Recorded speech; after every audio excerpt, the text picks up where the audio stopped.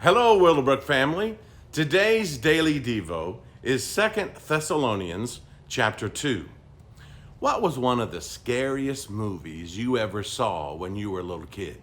Well, a person of my age could name several, but to be honest with you, they're not all that scary today. But back then, as a little kid, you were scared to death.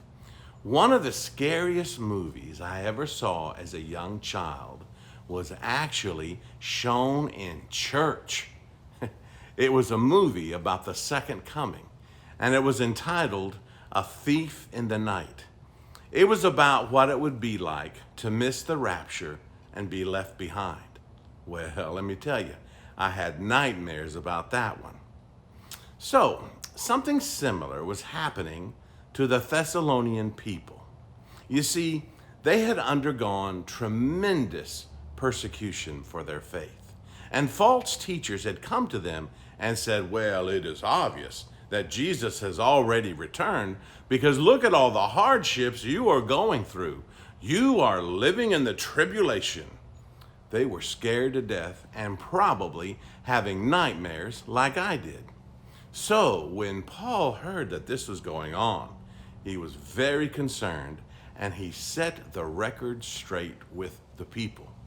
This is what chapter 2 is all about. He comforts them by saying that Jesus had not returned yet, and he gives them two reasons. First, before Jesus will return, there will be something called the apostasy. Basically, that means a rebellion or a falling away. Now, as you know, man has been in rebellion against God since the Garden of Eden. However, this passage doesn't refer to the general state of rebellion and sin that man finds himself. The apostasy refers to a specific rebellion, the rebellion, so to speak. And even though you'll find sin everywhere in the world, evidently, God has been holding back a lot of sin from us. Well, during the rebellion, he will allow it all to come in and work its destruction upon the earth.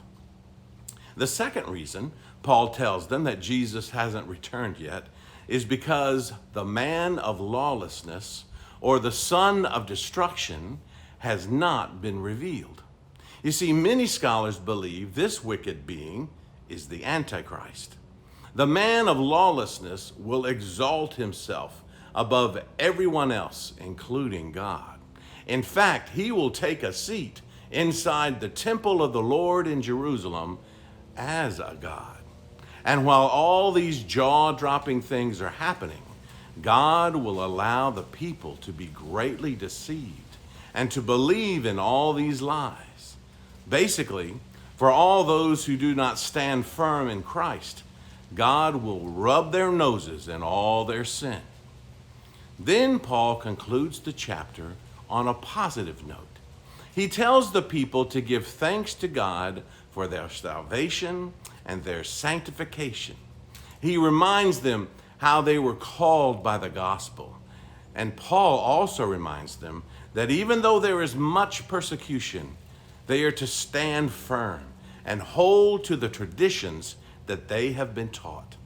God has paid such a price through the cross to give them love and eternal comfort by his grace.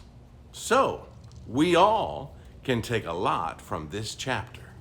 No matter what the world throws at you, take comfort and strength in your hearts.